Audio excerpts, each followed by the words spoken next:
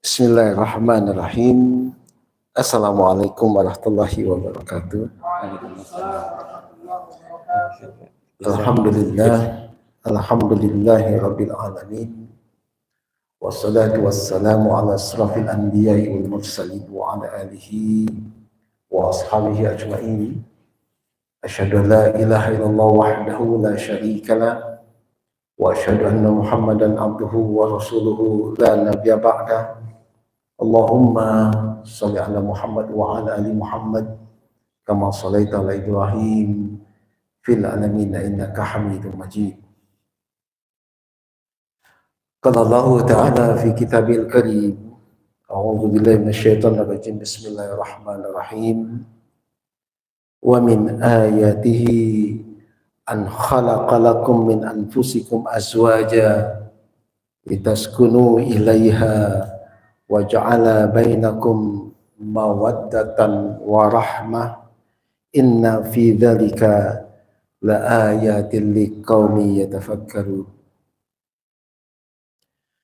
Dan di antara tanda-tanda kebesaran keagungan Allah Subhanahu wa taala adalah Dia menciptakan bagi kalian dari jenis kalian sendiri pasangan-pasangannya agar kalian hidup dengan tentram bersama dengan Dia, dan Allah jadi kalian cinta dan kasih sayang. Sesungguhnya itu semua adalah merupakan tanda-tanda keagungan Allah Subhanahu wa taala bagi orang-orang yang mau berfikir. Kalau kita mencoba menyimak rangkaian sebelum ayat yang terdapat di dalam surat ini, ayat yang ke-21 dari surat Ar-Rum, maka kalau kita perhatikan rangkaian ayat yang ke-20 sampai ke-25, maka rangkaian ayat itu selalu diawali dengan kalimat wa min ayatihi, dan di antara tanda-tanda keagungan Allah Subhanahu wa taala. Allah Subhanahu wa taala menyatakan bahwa di dalam rangkaian ayat-ayat itu semua ciptaannya yang ada di alam semesta ini hanya satu tujuannya, yaitu hanya untuk memberikan kebahagiaan bagi kita manusia. Dan tentu saja kebahagiaan itu akan menjadi lengkap, menjadi sempurna bagi seorang manusia tak kala seorang manusia itu bersama dengan pasangannya. Oleh sebab itulah maka Allah Subhanahu wa taala tahu, sangat mengetahui bahwa di dalam hati manusia, di dalam diri manusia ada getar dan bisikan rindu di dalam hatinya. Maka kerinduan itu bisa menenteramkan jiwa kita yang acap kali resah, gelisah menghadapi realitas kehidupan yang fana ini. Kita perlu seseorang yang mau mendengar bukan hanya kata-kata yang kita ucapkan, yang kita ungkapkan, tetapi juga cetusan hati, buah pikiran kita yang acap kali agak sulit kita untuk mengungkapkannya. Acap kali kita diharu biru oleh gelombang kehidupan, persoalan hidup, dihempas oleh badai-badai dan taufan dari kehidupan yang luar biasa dahsyatnya. Apalagi tak kala kita berkomitmen di jalan yang lurus, jalan siratal mustaqim, jalan yang kemudian di situ arena gelombang taufan dahsyat melanda kita dalam dakwah, maka itu menggambarkan semua adalah tentang betapa nestapanya kehidupan seorang manusia tersebut tadi. Tetapi dia akan menjadi tentram tak kala ada orang yang mau mendampinginya dengan ridho, dengan ridho, dengan ridho. Siapakah ridho? Dengan ikhlas, tanpa pamrih, tanpa curiga, tanpa ada pikiran-pikiran yang lain, yang itu semua tulus ikhlas karena hanya dalam rangka untuk menggapai ridho Allah Subhanahu wa taala, bukan sekedar ridhonya. Pada saat itulah maka kita butuh seseorang yang mampu untuk meniupkan kedamaian, menopang tubuh yang lemah, memperkuat hati dan jiwa kita, karena hidup ini memang tidak mudah. Setuju ya? Emang gampang.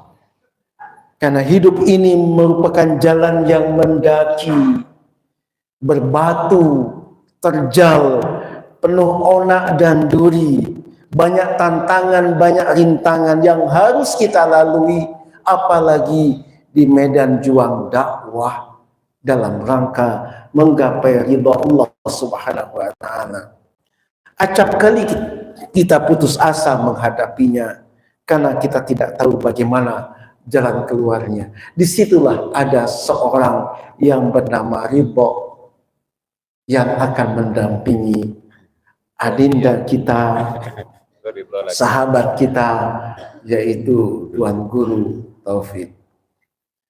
Disinilah Allah tidak menghendaki kita putus asa dan frustasi di dalam menghadapi hidup.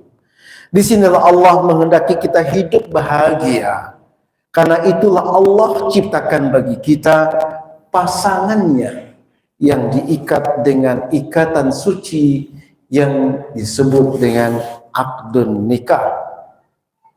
Melalui ijab dan kabul terjadi perubahan yang besar, yang haram menjadi halal, yang maksiat menjadi kesucian, kebebasan menjadi tanggung jawab, sehingga perubahan yang begitu besar inilah yang di dalam bahasa Al-Quran disebutkan dengan istilah mitsaqan ghalidha, sebuah perjanjian yang sangat berat antara adinda Taufik dengan Allah Subhanahu wa taala. Mitsaqan ghalidha yang suatu saat nanti akan kemudian dimintai pertanggungjawabannya. Adinda Taufik, saya menyebutnya adinda saja karena kayaknya lebih muda dari saya. Peristiwa akad nikah bukanlah perkara yang kecil di hadapan Allah Subhanahu wa taala. Akad nikah ini sama tingginya dengan perjanjian para rasul, sama dahsyatnya dengan perjanjian Bani Israel yang digantungkan di atas mereka bukit Tursina. Peristiwa ini tidak hanya disaksikan oleh kedua orang tua kita, mudah-mudahan kedua beliau masih ada dan hadir. Kalaupun sudah tidak ada, Allah Subhanahu wa taala mudah-mudahan tempatkan beliau dalam tempat yang paling layak, yang paling terhormat dalam surga Jannatun Naim. Pernikahan ini disaksikan oleh sanak kerabat, oleh handai tolan, oleh para sahabat, tetapi sebenarnya akad nikah yang baru saja diucapkan sebagai ikrar itu disaksikan oleh para malaikat, terutama oleh Allah Subhanahu wa taala, Rabbul Alamin, sang penguasa alam semesta. Oleh karena itulah maka jika adinda sia-siakan perjanjian ini, Jika adinda cerai-beraikan ikatan yang sudah terpatri ini, maka bukan saja adinda harus bertanggung jawab kepada mereka yang hadir pada saat ini, tetapi adinda harus bertanggung jawab di hadapan Allah Subhanahu wa Ta'ala. Oleh sebab itulah maka Rasulullah Sallallahu Alaihi Wasallam yang mulia pernah bersabda, seorang laki-laki itu adalah pemimpin di tengah keluarganya. Wa huwa mas'ulun an ra'iyatihi, dan dia akan dimintai pertanggungjawaban atas kepemimpinannya itu. Dan seorang wanita juga pemimpin di rumah tangga suaminya, dan dia pun harus bertanggung jawab atas kepemimpinannya tersebut tadi. Oleh sebab itulah maka Rasulullah SAW mengukur baik dan buruknya seorang laki-laki adalah dari cara bagaimana dia memperlakukan keluarganya, istri dan anak-anaknya. Rasulullah bersabda, yang paling baik di antara kalian adalah yang paling baik dan yang paling lembut terhadap keluarganya. Tentu kita bertanya, mengapa Allah Subhanahu wa Ta'ala dan Rasulnya mewasiatkan agar kita senantiasa memelihara akad nikah yang suci ini, mitsaqan ghalidhan tadi? Mengapa kebaikan manusia diukur dari cara bagaimana dia memperlakukan keluarganya, istri dan anak-anaknya, dan kedua orang tuanya? Mengapa suami istri harus bertanggung jawab di hadapan Allah Subhanahu wa Ta'ala? Jawabannya sederhana. Karena Allah tahu bahwa kebahagiaan dan penderitaan seorang manusia sangat tergantung pada hubungan mereka dengan orang-orang yang mereka cintai. Kebahagiaan kita sebagai seorang laki-laki, sebagai seorang suami, sebagai seorang ayah, itu tergantung bagaimana hubungan kita dengan orang-orang yang kita cintai. Siapa mereka? Keluarga kita, istri, suami, dan anak-anak kita. Dan di dalamnya ada orang tua kita yang kita cintai.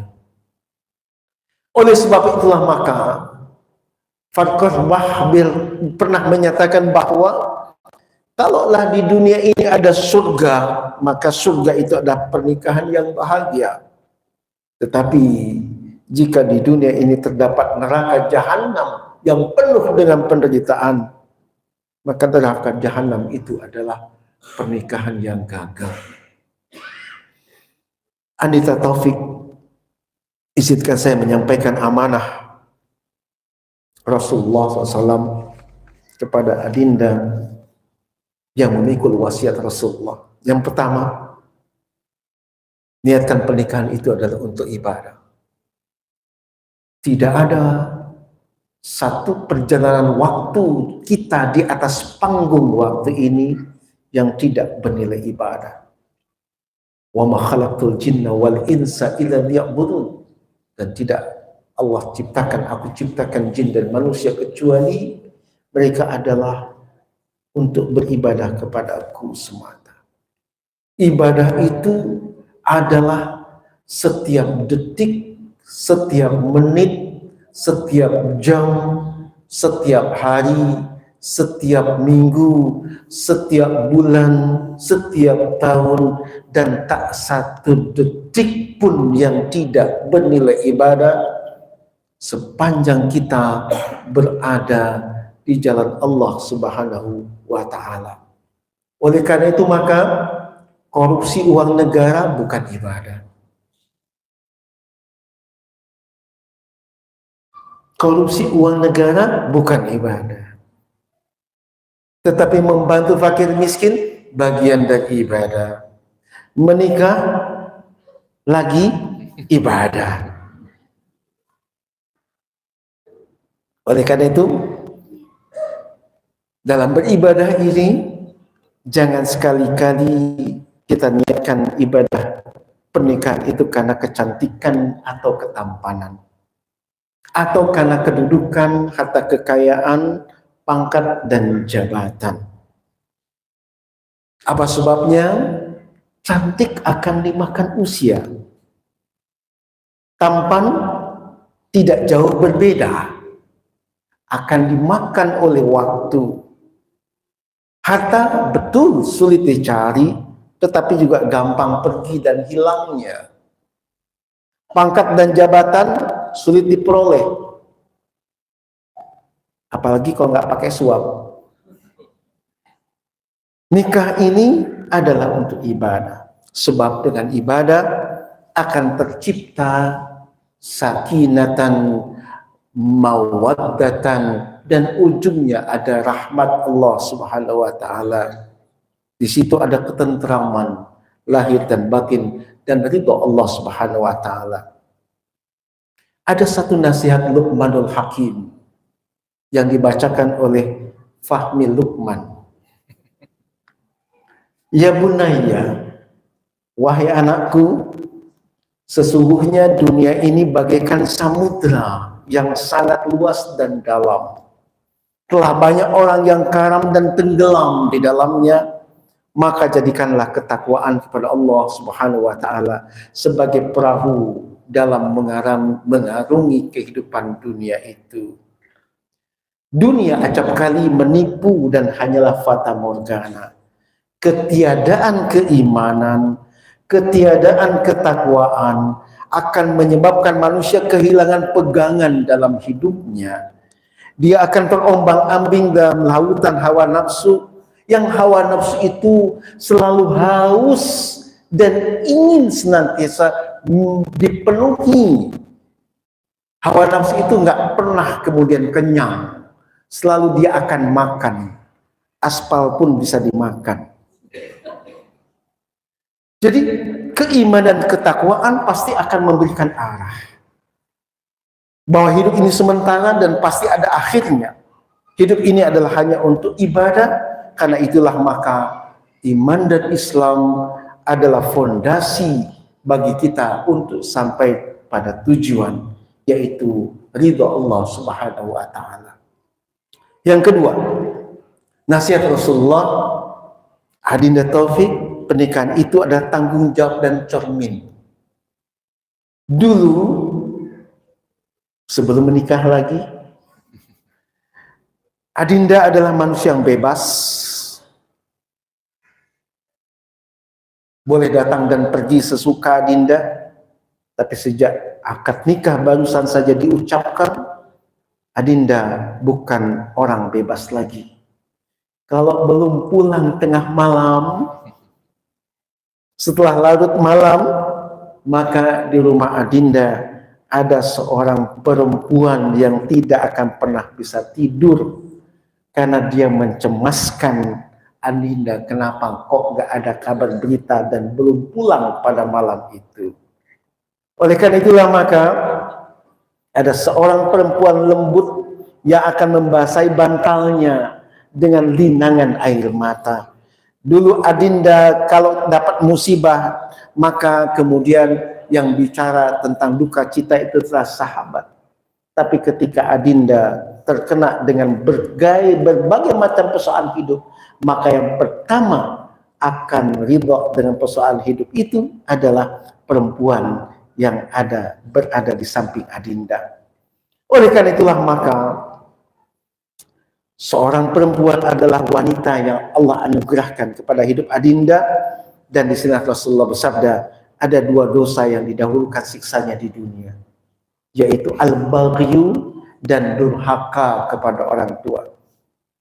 Kemudian sahabat bertanya, mahwal baghyu? Apa itu al-baghyu? Al-baghyu adalah berbuat sewenang-wenang, berbuat zalim, menganiaya orang lain. Dan al-baghyu yang paling dimurkai Allah adalah berbuat zalim kepada istrinya sendiri. Termasuk al-baghyu adalah menelantarkan istri, menyakiti hatinya, merampas kehangatan cintanya, merendahkan kehormatannya, mengabaikannya dalam mengambil keputusan, dan mencabut haknya untuk memperoleh kebahagiaan hidup bersama dengan adinda. Oleh karena itulah maka Rasulullah mengukur tinggi rendahnya martabat seorang laki-laki sebagai seorang pemimpin keluarga, bukan pemimpin negara. Bagaimana cara laki-laki itu bergaul dengan istrinya. Maka Rasulullah menyatakan, tidaklah memuliakan wanita kecuali laki-laki yang mulia, dan tidaklah merendahkan wanita kecuali laki-laki yang rendah pula. Itu untuk ukuran kepala rumah tangga. Terus kalau kepala negara bagaimana? Kira-kira begitu. Jadi kalau seorang pemimpin di dalam masyarakatnya menyakiti hati rakyatnya, waduh luar biasa. Apalagi kepala negara, kepala rumah tangga aja begitu. Itu menunjukkan betapa bahwa seorang pemimpin itu penting di dalam mengatur kehidupan sebuah masyarakat. Yang ketiga, hormati orang tua. Yang keempat, kalau suatu saat Allah anugerahkan keturunan, kita berdoa mudah-mudahan keturunannya adalah keturunan yang saleh dan salihah. Dan yang kelima adalah nampaknya sebuah rumah tangga harus ada planning yang jelas menuju Allah, fillahi wa ilallahi, hanya untuk Allah dan menuju Allah. Dan yang terakhir, adinda, seizin adinda, izinkan saya menyampaikan satu wasiat Rasulullah kepada seorang perempuan yang akan membersamai adinda dalam menjalani hidup ini. Namanya adalah siapa? Radiyatur Rasyidah. Radiyatur Rasyidah. Bukan Khilafah Rasyidah. Radiyatur Rasyidah. Adinda, ada sabda Rasulullah SAW dalam riwayat Imam Abu Daud, Al-Hakim dan Tirmizi. Seandainya aku boleh memerintahkan manusia bersujud kepada manusia lainnya, maka akan aku perintahkan seorang istri bersujud kepada suaminya, karena besarnya hak suami yang dianugerahkan Allah kepada mereka. Adinda, banyak istri yang menuntut suami agar membahagiakan mereka. Jarang terfikirkan bagaimana ia berusaha membahagiakan suaminya. Cinta dan kasih sayang tumbuh dalam suasana memberi, bukan dalam suasana mengambil. Cinta adalah sharing, saling berbagi. Adinda tidak memperoleh cinta seorang suami jika yang adinda tebarkan itu adalah kebencian. Adinda tidak akan pernah memetik rasa kasih sayang dari seorang suami yang jika adinda tanamkan itu adalah kemarahan. Adinda juga tidak akan memperoleh ketenangan hidup jika yang adinda suburkan adalah dendam dan kekecewaan kepada suami.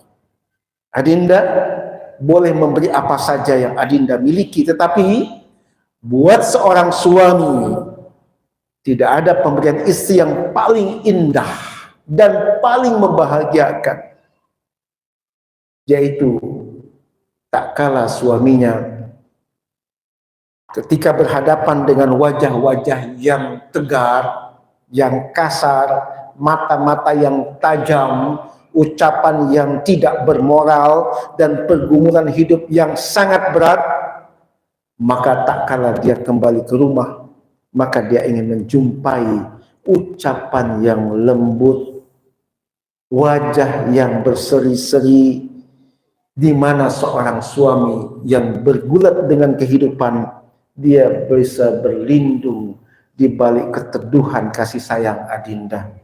Oleh karena itulah maka suami Adinda ingin mencairkan seluruh beban jiwa raganya di dalam pelukan hangat seorang istri yang dia sangat cintai. Oleh karena itu maka Rasulullah SAW bersabda, istri yang paling baik adalah yang paling membahagiakanmu jika kamu memandangnya, yang paling mematuhimu jika kamu menyuruhnya, dan kemudian dia memelihara kehormatannya dan memelihara hartamu jika kamu tidak ada.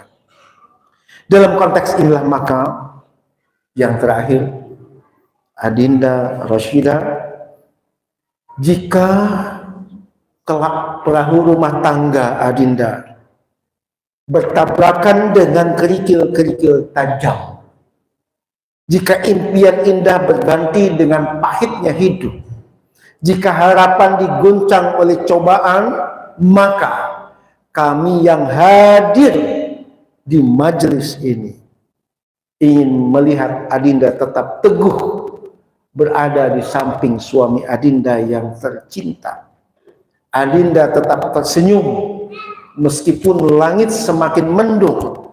Pada saat yang seperti itu, mungkin tidak ada yang paling menyejukkan hati suami ketika dia melihat istrinya bangun tengah malam, salat malam, duduk di atas sajadah, sujud memohon pertolongan Allah Subhanahu wa taala, suaranya gemetar untuk agar Allah menurunkan pertolongan bagi suaminya tercinta. Dan pada saat yang seperti itu, suami melihat istrinya sedang berdoa bermunajah pada Allah Subhanahu wa taala, maka dia akan mengucapkan, ya Allah, Rabbana hab lana min azwajina wa dzurriyyatina qurrata a'yun waj'alna lil muttaqina imama. Ya Allah, karuniakan kami istri dan keturunan kami yang menenteramkan jiwa kami, dan jadikanlah kami sebagai penghulu orang-orang yang bertakwa. Dalam konteks inilah maka Adinda berdua selamat, dan mudah-mudahan Allah memberikan bimbingan dalam kehidupan kita, dan mudah-mudahan Allah tetap meneguhkan kita di dalam Islam, di dalam iman, dan dalam perjuangan menuju Allah Subhanahu wa taala. Barakallahu laka wa baraka alaika wa jama'a bainakuma fi khair. Barakallahu li wa lakum bil lisanil haq. Assalamualaikum warahmatullahi wabarakatuh.